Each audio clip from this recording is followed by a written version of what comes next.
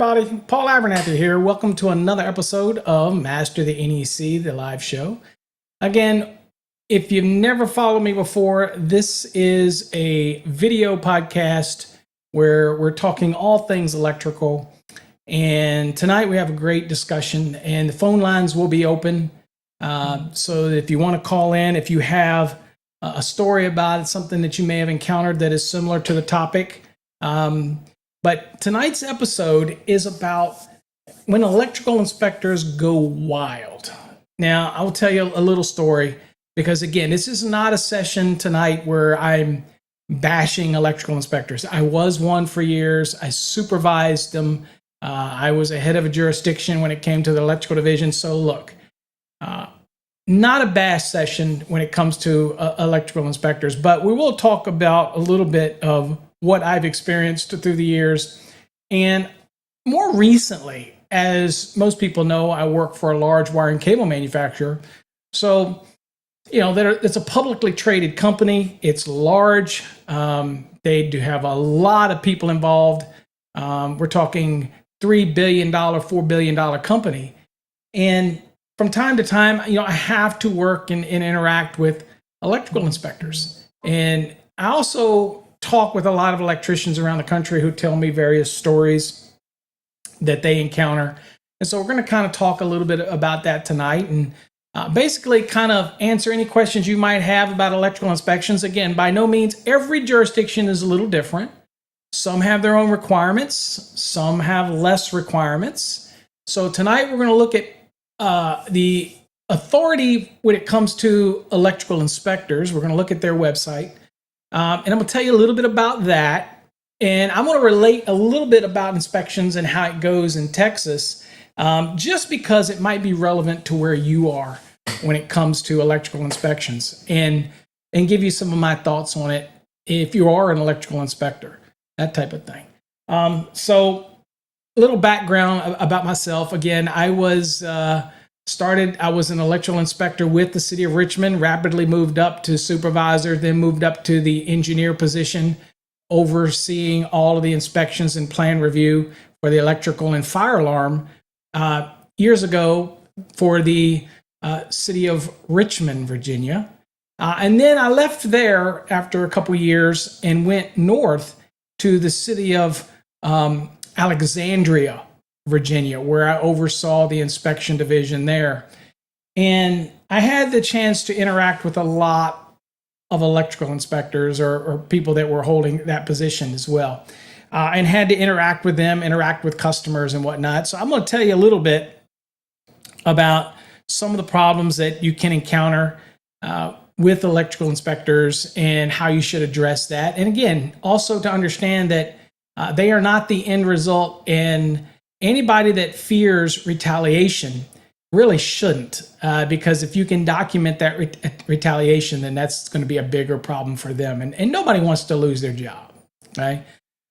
So let's kind of go back a little bit as well. So one of the things that we worry about is each jurisdiction determines, for example, whether or not an electrical inspector is qualified. You know, electricians tell me all the time, how in the hell could somebody that doesn't have a background in electricity be doing my electrical inspection? And so the fact of the matter is they can, and they do, and they'll take separate courses. They'll get their ICC for residential or commercial or even plan review, and they may have never pulled one piece of cable. They may have never bored any holes in a dwelling, much less run any raceways or conduits or done any transfer switches or done anything like that. Yet we call on the inspectors to make sure that it meets the minimum safety standard of the National Electrical Code. So we kind of keeping all that in mind as we have this discussion. So let's talk a little bit about the prerequisites to be an electrical inspector, first and foremost. Again, knowing that every state's different, every jurisdiction's different, I'm only going to give you my experience. If you have any experience you want to share, please share it in the chat. Is many states, take Virginia, take Richmond. Now, Richmond had a situation where they would only hire, it was not written anywhere, but they would only hire as an electrical inspectors, they would only hire master electricians. But the problem with that is that they would only hire master electricians for electrical inspection positions. When you had plumbers and mechanical inspectors who were trying to make a little more money because they were pressured to make more money because they needed to be able to do more combinations when they're out there. They need to be able to do electrical, plumbing, mechanical, all in one trip, right? Then there was a lot more pressures put on the inspection division because now you've got electricians. If you're in Virginia, if we hired masters in city of Richmond, now you had plumbing inspectors and building inspectors and other inspectors who were not electricians, probably wouldn't know what a wire nut is, but yet they go sit for a test and now they have a certification to do electrical inspections. Of course, that rubs some of the electricians the wrong way, obviously. But this gave them, what they would do is they go get an ICC certification, take a test, and basically there's no prerequisite for that. You go take the test and you get an ICC certification as a residential inspector or a commercial inspector or a plan reviewer. And now they can, and in the jurisdiction will send them out and let them do inspections. Okay. So that's one course that can take place. And that did happen where I was at in the city of Richmond. And again, you have to remember though, that the supervisor has a lot of control of that and who they would let do what inspections. Okay. So in Richmond, I pretty much, when I was in control of it, I made sure that our electrical inspectors did electrical inspections. If you want to get certification in plumbing, mechanical, and whatever to make more money, because maybe they're giving you 5% of a bonus for every certification you get, that's fine. But from my perspective, I was very serious about making sure that when I had electrical inspections, that only my electrical inspectors did the electrical inspections. That's it, right? Now, so that's how we did it there. But again, they had that master license prerequisite to even get a job as an electrical inspector. Now, moved up northern to Northern Virginia, and this might resonate with where you're at, okay? So this might hit home with you. I went to Northern Virginia and oversaw the jurisdiction for the plumbing, mechanical, building, and electrical. And I did it with a gentleman. There was two of us monitoring it. I pretty much took the fire alarm and the electrical, and he pretty much took the building, mechanical, and the plumbing because I wanted nothing to do with that. Although together we were overseeing the division, I didn't want anything to do with that. Fire alarm and electrical was fine for me. Now, when something happened and we needed to come together, we would just come together and make a decision. But anyway, we had lots of inspectors in the city of Alexandria that were doing inspections that they probably shouldn't been doing. And we were pressured to do that. Once they got that certification, we would be pressured to actually send them out. And sorry about my dogs, folks. We would be pressured to send them out to do a inspection. And be honest with you, they might not have been qualified to do that inspection, but they were sent out to do it. And so I think around the country, this happens an awful lot, that a lot of inspectors are sent out to do inspections that they aren't necessarily qualified to do those inspections.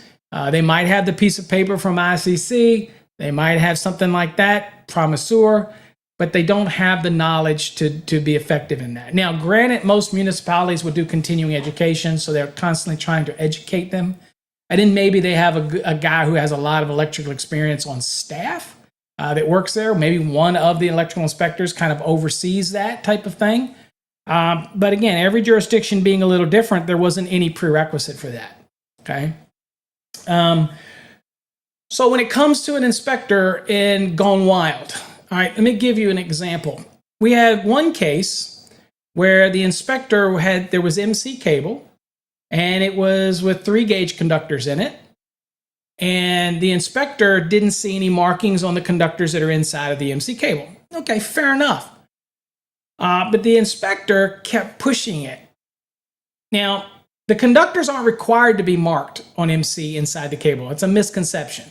Now, if they are marked, you could strip the armor off and use those conductors. But if they're not marked, then it's on the label of the reel, or the wooden reel, or the coils that has a little label. You're not required to actually mark inside on the conductors itself.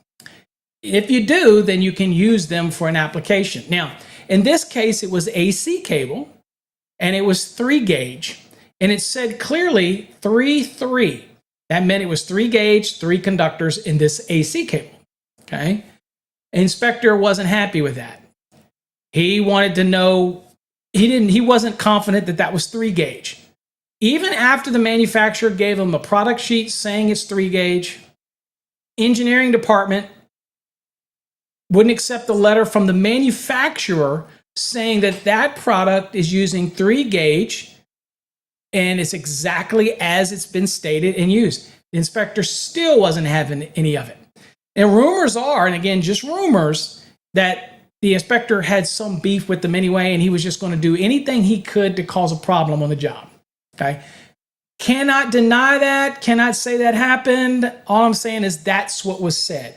And the inspector continued to fail it because he says he can't tell what size conductors they are. Well, it doesn't take a brain surgeon to be able to go back and look at a label, or if the manufacturer tells you that's exactly what it is, then you accept that. This guy's having none of it. And it caused a slowdown in the project, almost to a standstill, almost to the point where it was going to force them to pull it out. And as an inspector, I can only inspect it. I can't expect it. So if the manufacturer supports it and says, this is what it is, this is what it's used for, it was obviously no NEC issue because there was no code reference ever given on any of it. It was just an inspector gone rogue who simply didn't like something, and they just, wouldn't accept it. That's wrong. That is not how an inspector should be, okay?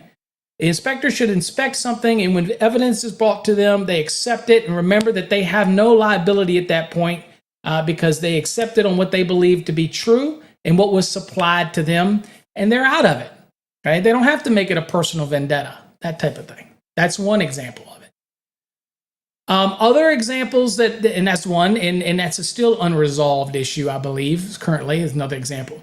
The other issue is back in the city of Richmond, they had one inspector who's no longer with the city, who got in trouble because he was down on his luck, needed the money, and he was pressuring contractors to pay him for inspection tickets, right? And that's a no-no, obviously. We, as an inspector, we couldn't take anything that would be constituted as a bribe. We couldn't take a gift card. You can't buy my lunch, nothing like that. If any of my inspectors did that, they'd have a problem. Okay? You want to have it appear that you are simply there to do your job. So that person obviously was terminated, and that was a problem there. Other cases we run into is where people call up and say, Paul, I have this inspector who, even though I've shown him the code, we've laid it out black and white, he still refuses to accept it. Now, this could come down to whether or not there's an issue in interpretation of the NEC. But electrical inspectors should not be so rigid and that they don't hear the argument that a contractor's making. If it is something that could go either way, then obviously they have to make the decision. I mean, they're the ones that are in authority. I get it. There's no question of that. But there have been many cases where some inspectors, not all inspectors, some inspectors will make people do things that they don't have to do just to make them jump through hoops. One of the best little inspectors I've ever met, and he's actually moved up pretty high in the ranks, and he is one of our CMECPs, is Greg Taylor, and he's in Tennessee. Top-notch electrical inspector. Okay. There is no doubt in my mind that he would not walk the line on any incident that he would encounter because he's that professional. But I also know that he's the kind of inspector that would listen to an argument before they made a snap decision. Okay. Now, when it comes to enforcement, let's talk about a little something. I'm going to show you something on the IAEI, if you've ever heard of it, International Association of Electrical Inspectors, who is basically where everybody goes if you want to be a part of an organization. Great organization. It really helps further the education for electrical inspectors because that's what we need. We need more education because, again, a vast majority of electrical inspectors probably don't even have the slightest idea. Now, some do, but a vast majority probably don't even have the slightest idea how to run conduit, how to pull conductors, do anything. They pretty much know the book stuff. And that's okay because you're just observing stuff. You're not physically doing it. Okay. But the level of knowledge to do that has to be something that's validated through the jurisdiction. If a jurisdiction is sending an electrical inspector out there with subpar knowledge, and there brings up all these possibilities of misfeasance, malfeasance, non-feasance, and all kinds of problems, right? Especially if somebody gets hurt and they missed it as an inspector. So don't think that they're totally immune from their role as the authority, okay? Now, typically, electrical inspectors are not the AHJ. They're acting on behalf of or as a deputy to the AHJ, which could be the building official, the building commissioner, those type of things. That's typically what the electrical inspector does. So he's not necessarily the authority having jurisdiction, but he is the extension or the arm of the authority having jurisdiction, and he's been deputized, if you will, in order to write violations and issues, safety issues, and that's his role or her role, right? But you have to understand that every electrical inspector has somebody over their head, and there's somebody else that you can go to. I can tell you one incident where an electrical inspector would not accept an installation of MC cable unless they had anti-short bushings, to the point where we were talking hundreds and hundreds and hundreds of terminations over multiple floors that the inspector was going to make them. And this was the problem with this was it got all the way to the sheetrock stage when this inspector happened to bring something like this up. And now they were telling him, he was telling them, I'm going to shut this place down. You're going to have to rip out the sheetrock and so I was contacted about that, and I told him, I said, anti-short bushings, is it smart to use them? If you want to use them. But you don't have to on MC, and that's what I told him.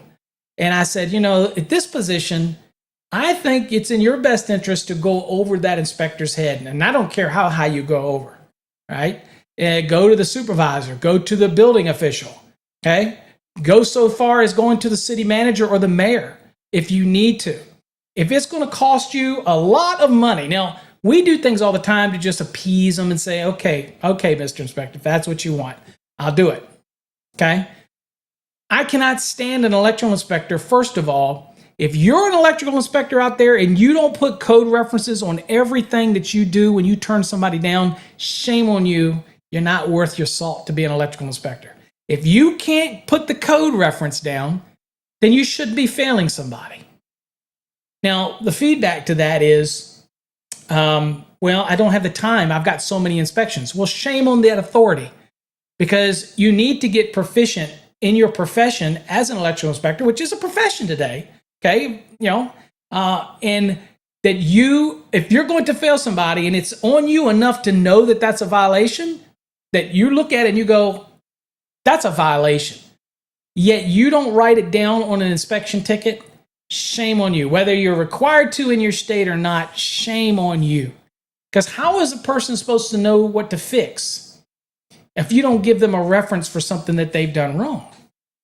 So most of the inspectors that I know, that I associate with, have enough pride to actually take an inspection ticket and actually put the violations on there so that the electrician knows exactly what to fix and what can. Now, when it comes to going over an inspector's head, some of the things that I hear from people are retaliation.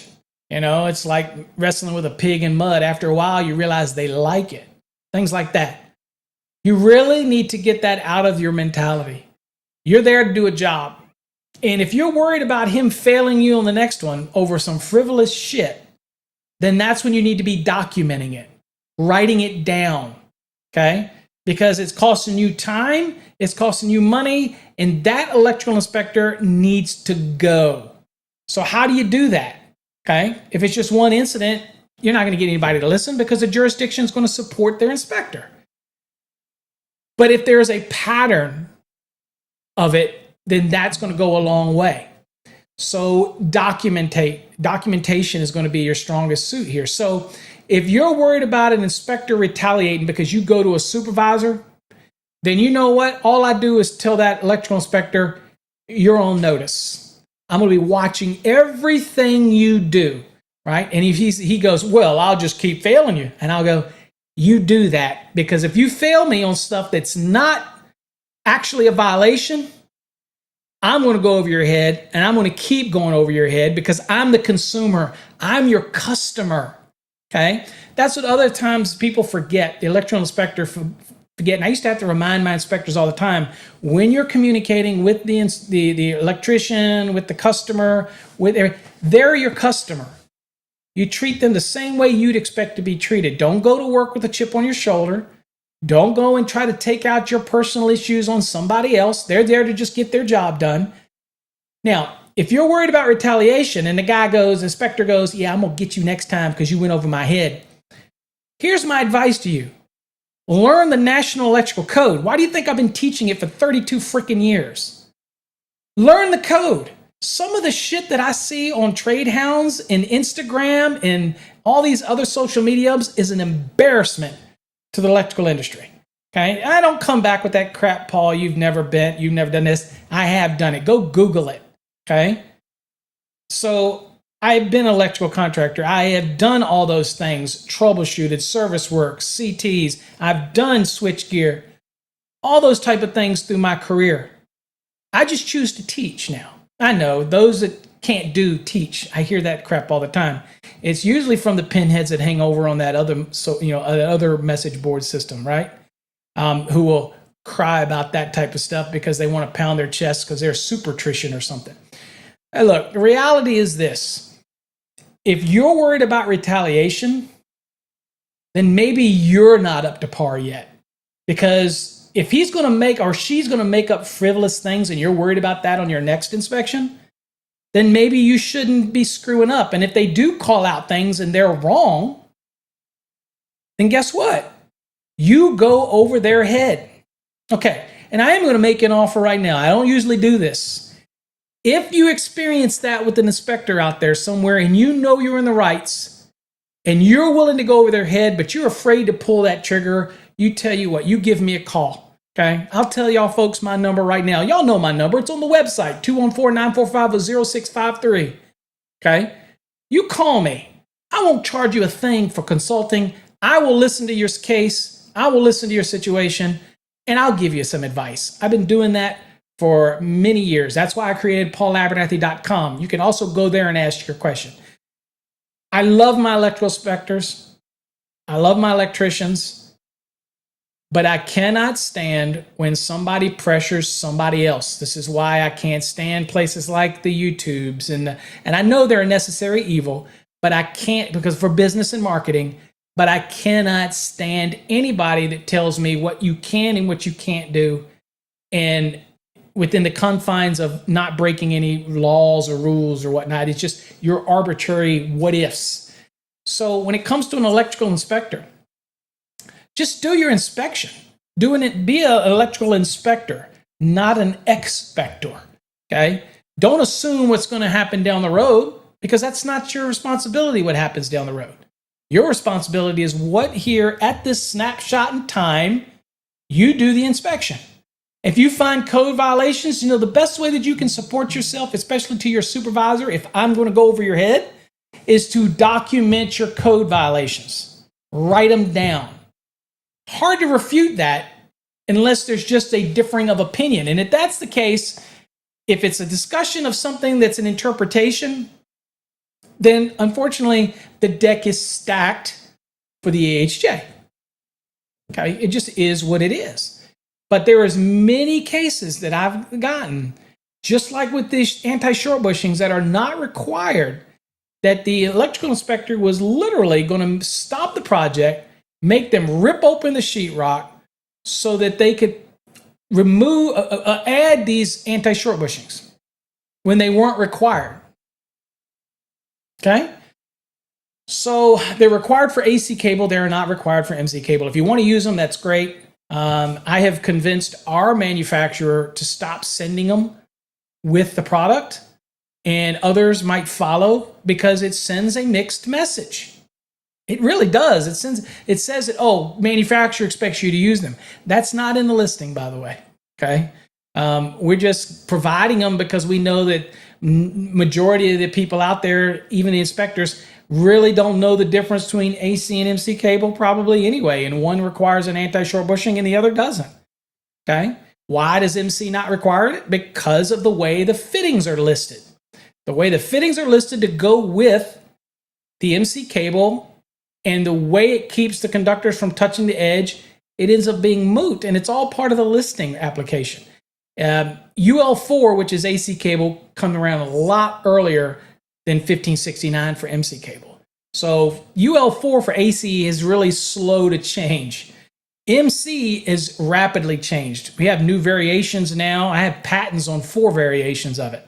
So at the end of the day, don't make people do what they aren't required to do. Now, with that said, let's go on and look at the IAEI, because if you are, and again, I'm not a member of IAEI anymore, and don't ask me why, but the real reason was somebody that's no longer there anymore.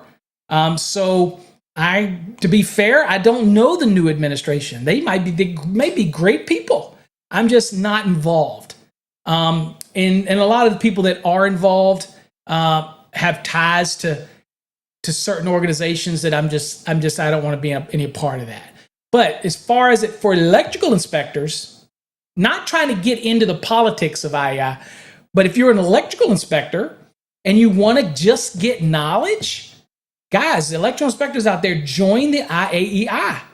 There is the knowledge that they provide is amazing, and the resources they have is amazing.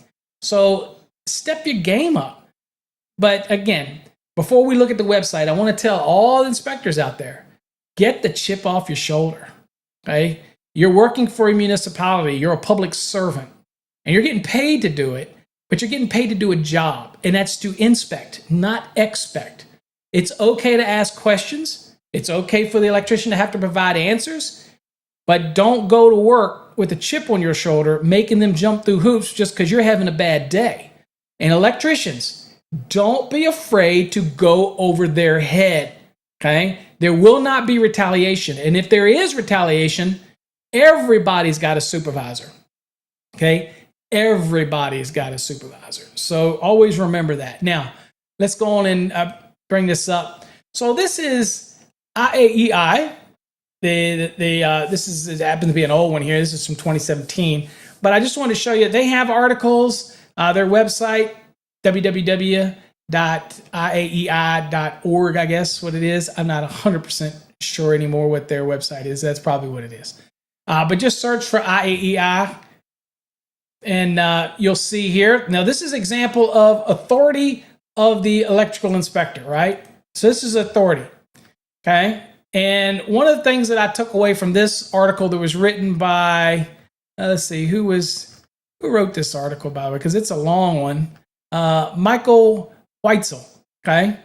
He happens to be an electrical AHJ for Bechtel Inc., okay? It's a construction plant project guy, whatever. So he wrote this article, and it is quite interesting because it talks about, again, egos and what is their goal as the electrical inspector and all those type of things. So it's a very interesting read. But what I saw that was one of the key important parts is this right here. It says all authority has limits. Everyone answers to someone. In order to have authority, one must be under authority. If the person gets out from under authority, he will soon wind up with no authority and in trouble. Inspectors must follow the instructions of inspection supervisors and work with them and the customer towards the goal of electrical safety. It would be nice if inspections always fit neatly in a box, but often they do not. How does the inspector deal with situations when they do not? Existing installations can be an example of that. What do we do? How do you address those? Things like that. So for me, the importance is the inspector has to go in there with the concept of, I'm just here to do an inspection, and if I find something that's unsafe, I document it, and I give it to you. And you fix it, you call me, I'll come back out, and I'll inspect it. Pretty simple process. I have known quite a few electrical inspectors who take their job a little more seriously than they probably should from that aspect of it. Like they're the gatekeepers to the project, and they're not. Okay, they're just there to they're just there to do the inspection and get out. Go do another inspection. So again, don't be intimidated by them. But inspectors out there, get the chip off your shoulder. Okay. And just do your job. Now, let's talk a little bit about qualifications, okay? So I want to talk, a little about what are the qualifications to be an electrical inspector. You might be surprised. Again, every jurisdiction is different. I told you what it was in Richmond. But let's go on real quick and see what it is for the jurisdiction here. So I just went on Indeed, okay? Just went on Indeed and is looking at job. And so here's one for electrical inspector in the city of Little Rock, Arkansas. Okay, 31,000 to 49,000. I literally don't know how people can live on that, but it is what it is.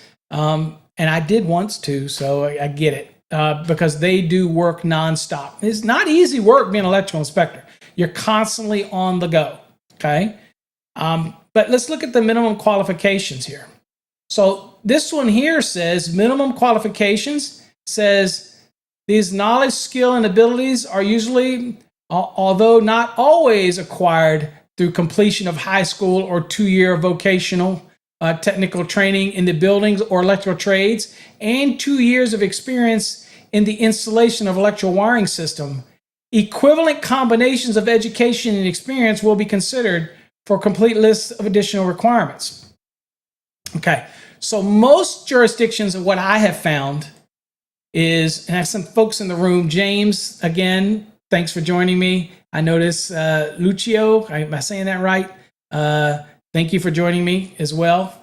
See you in the chats. Let me know where you're at, where you're from. If you got any experience on inspections, let me know. So again, a lot of the times the boilerplate stuff that's put for inspections can be changed.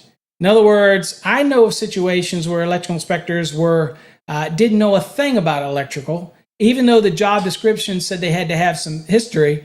They didn't. They got hired anyway, and they knew absolutely nothing about electrical.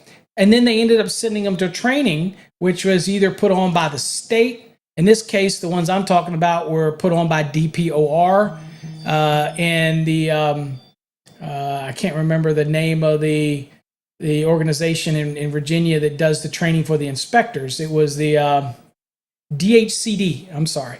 So we'd send them to DHCD training, and they would take a class. Sometimes the instructors were good, sometimes not so good. And at the end of the day, once they get that training, so there's different types of training, right? So I'm just giving you my example. So in the city of Richmond, in order to do an electrical inspection, it didn't even matter that you got ICC certified as a residential inspector, right? It didn't matter. What you had to do is get that first, then you could apply to the state, and then the state would issue you an inspector's license. Now, the state didn't care what experience you had to issue that. All they cared is you got that ICC certification. You don't have to have any prerequisites to get the ICC certification. You just go take a test, and provided you can pass the test, and we'll let you be an electrical inspector. Not the same everywhere, but that was what it was in Virginia. Now, let's see. We have a question. Juan asked a question. Let's see here, Juan, if I can get this on the screen here to see. It says, I've been told that in order to become an inspector, you must first have a journeyman or a journeyman wireman license. True or false? False.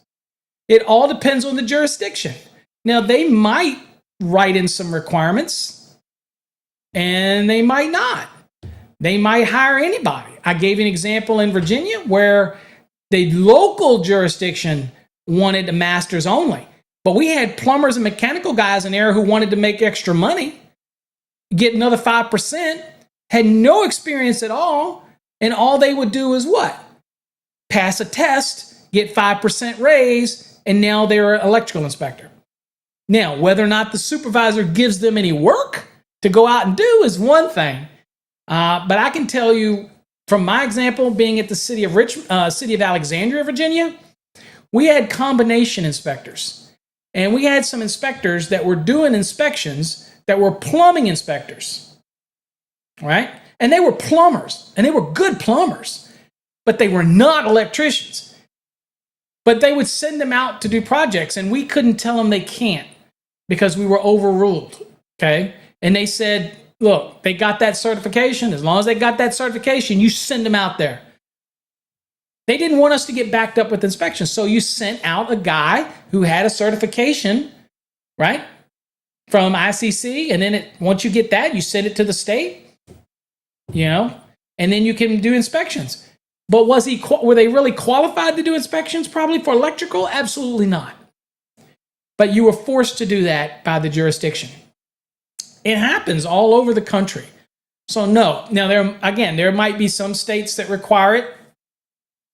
Some don't. Some might say a master's only. Some might say I need 2 years of experience in this. But there is no set rule. You can pretty much do whatever you want. It depends on what the jurisdiction they're hiring prerequisites are for, right?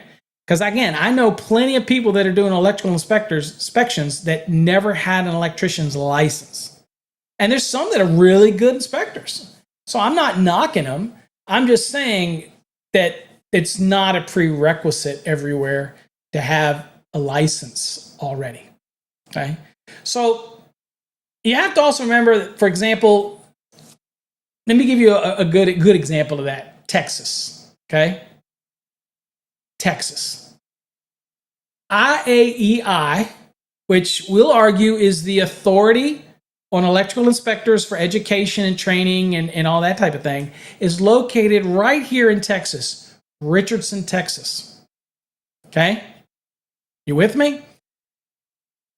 Out in the county, Collin County, Hunt County, all these counties, Fannin County, all these counties out there, rogue. There's no inspections at all. Anybody can do anything they want. They get no electrical inspections at all. But this is the state that the Electrical Inspector Association resides in. But how come they never tried to lobby the state to require electrical licensing? They have a requirement for plumbers in the state, but they don't have anything for electrical. Why is that? I don't know. Now, talk about the different jurisdictions like Dallas and McKinney and Frisco and Plano. Their inspections are all governed by whatever guidelines are set up by that jurisdiction. They might put an ad out and say, we're only hiring journeyman electricians with 3 years experience or master electrician or whatnot. That is not set by the state. Now, I'm not saying there's no states out there that might have that, okay? I'm just telling you from my experience with that, okay? Let's see here. Ron says, nothing substitutes field experience as well as knowledge of the NEC. I feel that a good educational resource for anyone wanting to become inspector is the IAEI. Absolutely. I mean, IAEI is a wonderful resource. And look, if you're going to become an electrical inspector, y'all know me. I tell electricians who don't get their license and have been like apprentices for 10 years, I'm like, the hell are you doing? This is a profession. Nobody's going to just give you more money. You got to do something for yourself. Go get your license. Go get your master's. Go get your journeymans. Keep moving forward, right? But at the end of the day, that's the only way you're going to get forward. And with electrical inspectors, the only way that you're going to not have an issue with contractors, issue with your employer, issue with possible liability is to get better at your job, right? Just get better at your job. And what do you do to do that? A great example of that is IAEI. They do a lot of good training. We have a lot of inspectors that are in our courses, right? So they can learn the NEC better, right? You can't send an inspector out into the field and say, hey, I need you to get field knowledge all of a sudden. If they're already an inspector, this is not going to happen. But I have plenty of students that are in our program that maybe never got their hands dirty. They don't have the cuts to show for it, okay? I got the cuts to show for working in the field. Look, the end of the day, do I think all electrical inspectors have to have the field experience? No. Again, it's as long as they fall within their lane, and again, they become inspectors and not expectors, and as long as they really search for that education, right? Take the courses they need anytime there's an opportunity to learn. And definitely, what blaringly stands out to me, what creates what I call a subpar electrical inspector, is one that can't even cite code references on their inspection ticket, much less leave a ticket. Most states, you're required to leave a ticket. Now, interesting, in Virginia, the inspectors don't have to leave a code reference unless you ask for it. Well, that is the stupidest rule I've ever seen, or state thing, because you're basically failing somebody and then you're not giving them an explanation of why you failed, right? And it's almost as bad as the inspector that'll fail somebody for improperly sized equipment grounding conductor, but instead of putting 250.122, they'll just put Article 250, just to give it a blanket statement. That says nothing more to me than you don't know what you're doing, than just citing broad, wide-ranging. You might as well just put violating the NEC and just walking away. It means to me that you don't know what you're doing, yet you're out there making decisions. Okay, so that takes me to a different topic. This is a topic that I know firsthand that came from an electrical inspector. Good little electrical inspector, you know, he was a guy who's been around a long time. He was a contractor for years. So I felt confident in his knowledge, okay? And he continued education. He took all the classes he could take. But one day I was having a conversation with him, and he made a comment. He said that I want it done my way, or they're not going to do it. And that was something that I could have gotten away with when I was a contractor. Inspector gigged me on it. And I said to him, I said, so were you in violation? He said, it didn't matter. He wouldn't let me do it. And now that I'm an inspector, I'm not letting anybody else do it. I said, whoa, we need to talk. And I pulled him into my office and I said, you know, you really can't do that. I need you to. I remember having a conversation with an inspector, Jeff Harris, who's also a CMECP. He worked for me back at the city of Richmond. Wonderful guy, okay? Kind of mentored him. He took over my role for engineering when I left and went to Northern Virginia. He was in place to continue that. And I remember when we hired him. Now, there's a funny story. I don't know if it's funny, but we didn't hire him right away. We hired another guy, and y'all probably heard this story. And I took him out to show him how we do inspections here in the city. And if Jeff was on here, he'd tell you the story. I ran that guy all over town. I showed him how we had to do it. We had to keep up and do it and do it and do it. And he had trouble keeping up. And I said, are you okay? I mean, this is our expectation. He's like, I'm fine. Okay, well, I wasn't his direct supervisor. I was the supervisor over all of them, but I wanted to make sure that he was trained right, what the expectations were of the department. And then I would turn him over to another gentleman who would actually be his supervisor, and I supervised his supervisor. Anyway, I like to get my hands dirty. So I was out there showing them, this is how we expect it. This is what I want. This is how I interact with customers. And you need to be able to give them code references and do this type of stuff. And don't worry, we'll teach you that if you don't know all of them. I created little cheat sheets for them and all this stuff. I wanted to give the customer all of the information of why they failed. Okay, anyway, long story short, he went around with me all day. And I said, are you okay? He was a little out of breath, drinking a lot of water. And he went home that night. The next day, he never showed up for work. And, I didn't know what was going on. And I asked his supervisor, which is going to take over as his supervisor, I said, you need to find out what's going on.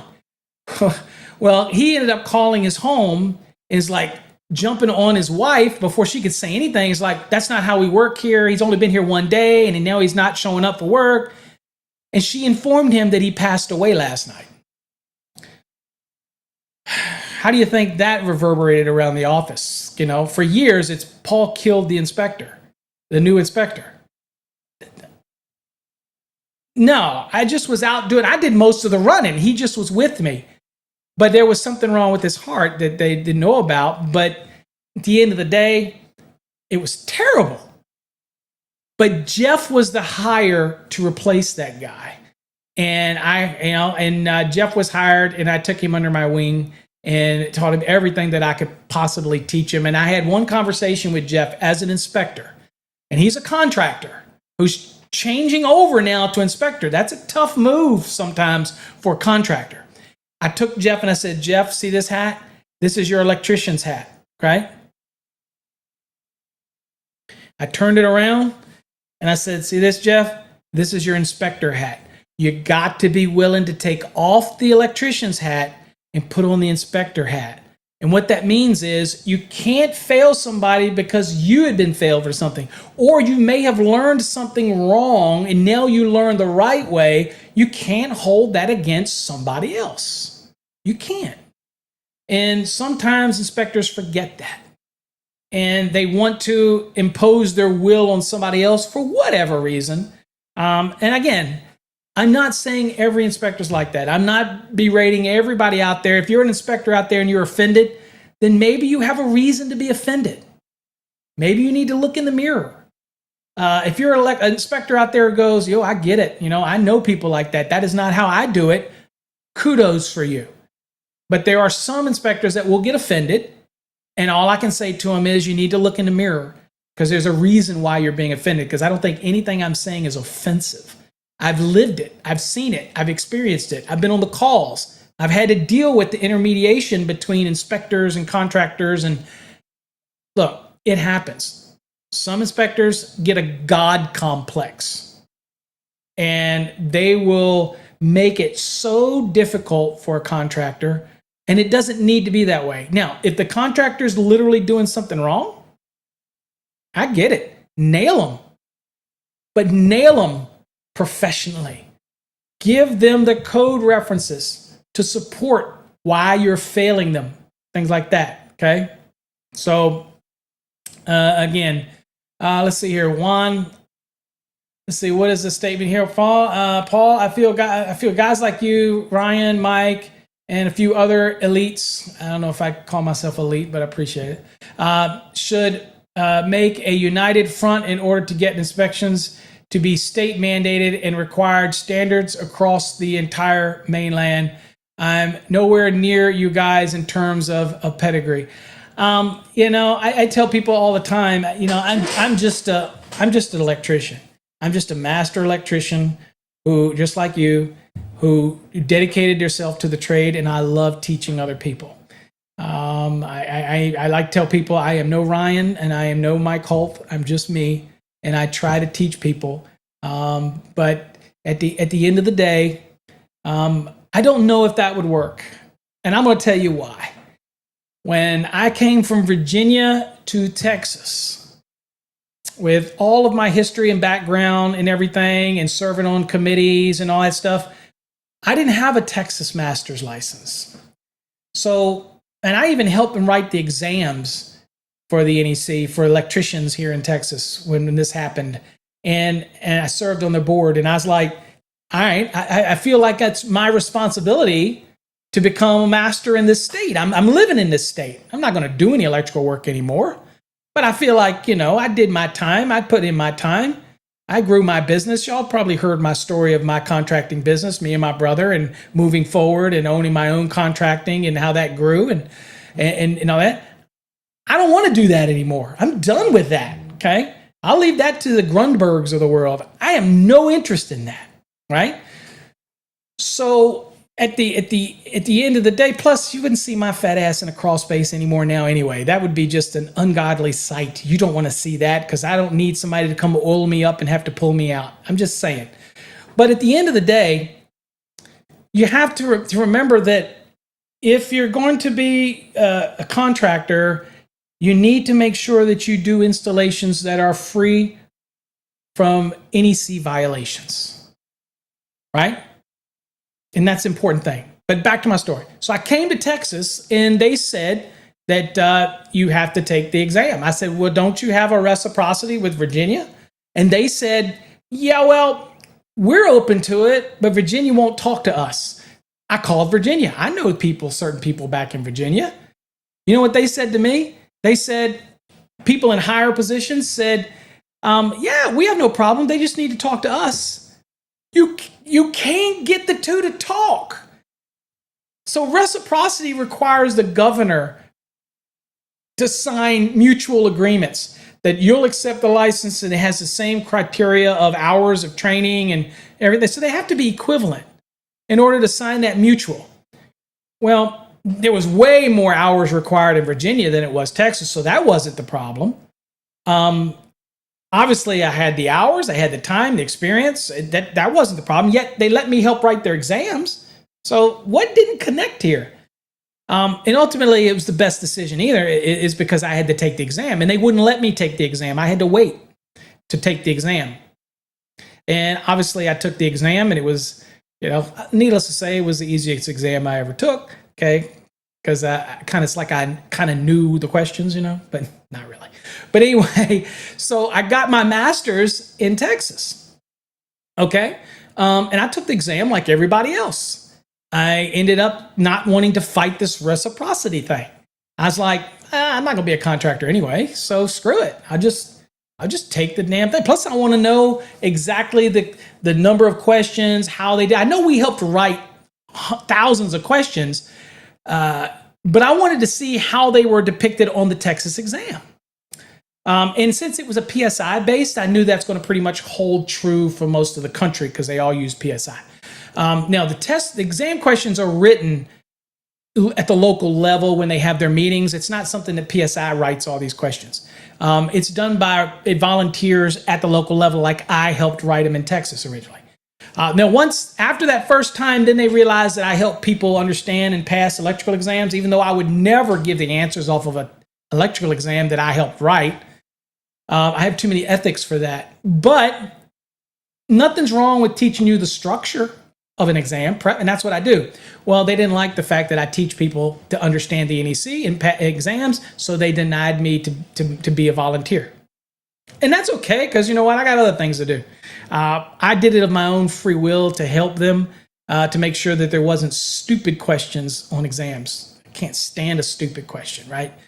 Give the test taker enough information to be able to answer the question. That's all I ask, right? So anyway, this shows you that states don't talk.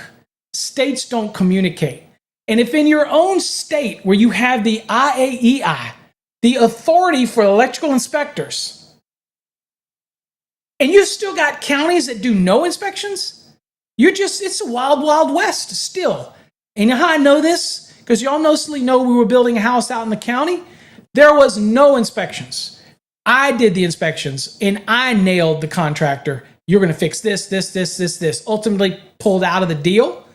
But I gave them the third degree, and they were like, we don't have inspections here in this county. I'm like, yeah, but I inspected it, and I'm a third-party inspector. I inspected it, and you're either going to fix. They said, well, we're not going to fix them. I said, that's fine. I only have to make one call to TDLR. Why? Because the law is kind of weird in Texas. I don't know about your state. I'm just giving you my experience with electrical inspections. In Texas, even if the county doesn't have inspections, since the state adopts the NEC, if an electrician does work in the county, they're still supposed to govern themselves as basically this self-appointed AHJ, and all of their installations have to be compliant. They're still liable. So they kind of think they aren't, but they are. So if somebody got hurt, the state would step in, and the gentleman that worked for TDLR, Texas Department of License and Regulations, Jerry Daniels and them, they ain't gonna play. They ain't gonna play with you, okay? They'll come after you. So I'm like, do you want me to make a call, or do you want to fix these things? And they fixed them. I did a private inspection for another building that was being done here, and I'm talking about horrendous. I had a list of over 120 serious code violations, documented every one, okay? Basically the contractor told me, he said, well, I don't have to fix any of these. I said, yes, you do, because I'll be making one call and exposing you. And ultimately he fixed everything. But then after it was all done, he said to me, he says, that's okay. I'll just take these panels and all this other stuff that had knockouts missing. He says, I'll just use them in another county. They don't do inspections because you can't be everywhere. And I'm like, wow, what an attitude to have. You're willing to cut those if you're that kind of contractor, then you suck. I never want you to buy one of my courses ever. I don't want your money, okay? I don't want to teach you. If you're that kind of electrician that you're going to shuck your requirement, then I don't want nothing to do with you. If you're that low life, go somewhere else, okay? Get your training from somebody else. Most electricians that I deal with have a passion. They care about it. Yeah, we got to make a living, but they care about what they do, and they want to do it right. They just might not know that they're doing something wrong. Okay, you got to have a little bit of a moral compass, knowing that something's wrong, even if they're not going to see it, it's in the wall. You still got to have that moral compass and doing what's right. I couldn't sleep at night doing that. So, I have no sympathy for those type of people, and I don't think that's who I'm talking to out here. But when it comes to the inspectors, make sure that you cite your issues, okay? That's just a big thing for me, is to make sure that you're citing issues. Care. Juan says bureaucratic hurdles and derails all hurting the trade big time. We all suffering a huge skill gap. That is true.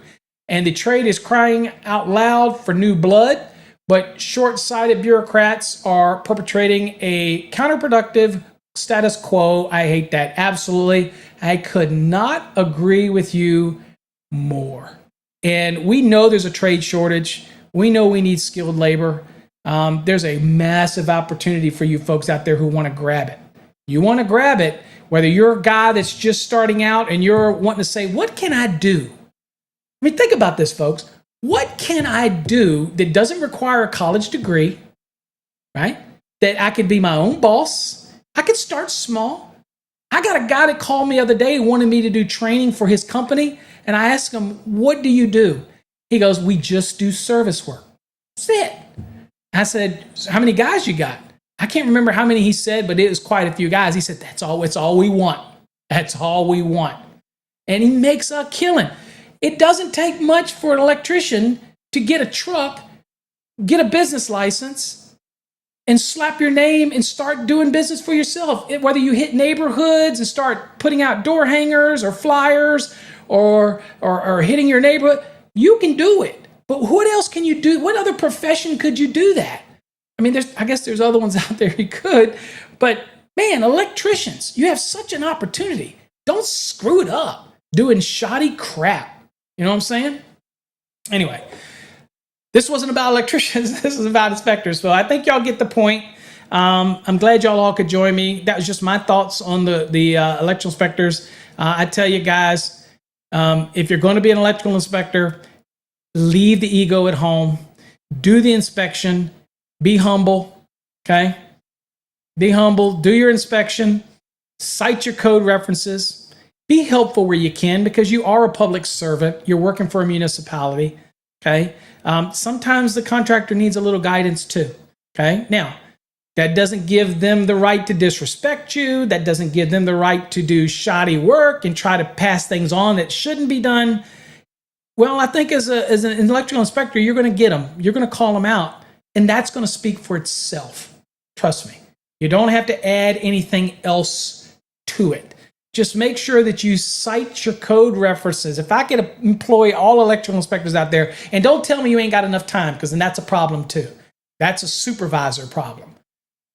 You should have enough knowledge in your job that when you see something as a violation, how can you call it out as a violation? It's kind of like on my exam prep, the Fast Tracks program. If any students out there know that when you answer a question but you don't give me a code reference, what do? I mark it wrong. Yeah, you might know that this is wrong, but do you know where you found it in the code? In our program, I want you to give me the answer. I want to know where you found it in the code book. Well, it's the same thing for an electrical inspector. If you're going to fail somebody, then you need to document why you failed them. Give them the code references so they can fix what's wrong, so they can fix the problem, okay? And inspector, you have every right to call out a violation. You don't have every right to impose your own will, okay? Your own wants, your own desires. It's not about you, okay? You're just there to do a job, okay? Trust me, they're the ones making the money for the project. Okay, you're just there to make sure it's a minimum safety standard. Don't make people do things above the code. That's their choice. It's not your choice as an inspector. It's their choice to go above the code if they want to go above it. All you're there to do is to make sure they didn't go so far above it that they actually do a 180 and screw it up. That's your only job. Continue your education, okay? Constantly continue your education as an electrical inspector. Don't get complacent. Don't let your own personal wants get in the way of what your job is. Document everything when it comes to inspection, code references, and you're not going to have any problem with people, okay? You're not at all. Juan says, I'm 62, never had a license, yet I worked in some very complex projects in New York City, as well as serving some young ones as a mentor. That's awesome, Juan. I can only tell you that from my perspective, and hopefully it doesn't offend you, but I am all about licensure. I am all about pushing people to get licensed and continue in that process. And it's not about selling courses. Obviously, I don't advertise. I'm not all over the search engines. I'm not paying to be in books and magazines. People come to my training organically. They just find me. And we help them be successful. But I'm also very blunt. I don't cut any corners. Okay, ask anybody. Ask Ross, who's in our Fast Track program. I say it as it is. Okay, I don't cut any corners because it wouldn't do you any justice. You need to hear the truth, the facts. That's what I do. So sometimes I rub people the wrong way, but again, I was not here to do anything but to pass on this education, and that's what I do. In your case, again, you found success without a license, but I would always mentor people. Get that license. Step up. Put that piece of paper in people's face. It does mean something that those that have it. Keep moving forward. But I understand sometimes people work for companies where it just doesn't behoove them to get that license. It's not going to benefit them. I have to get the license because it benefits me inside. That's my only reason why that I say do licensing, that type of thing. Okay. All right. Well, folks, you heard me rant. Hopefully you got something out of it. If you're an inspector out there and it's changed even one of you to now require inspections to have all of the code reference when you fail somebody, and I feel like my job has succeeded, you're a professional. And here's the other last thing I'll leave you with. One person told me one time, they said, I'm an inspector, I'm not an educator. Okay, so when an inspector says, I'm not here to teach somebody the code, I disagree. Strongly disagree. If you're an electrical inspector, you are an authority figure. If you're going to call something out, Juan, you just go to my website. All the contact information is on my website, fasttracksystem.com. We have a contact us page. Everything's on there.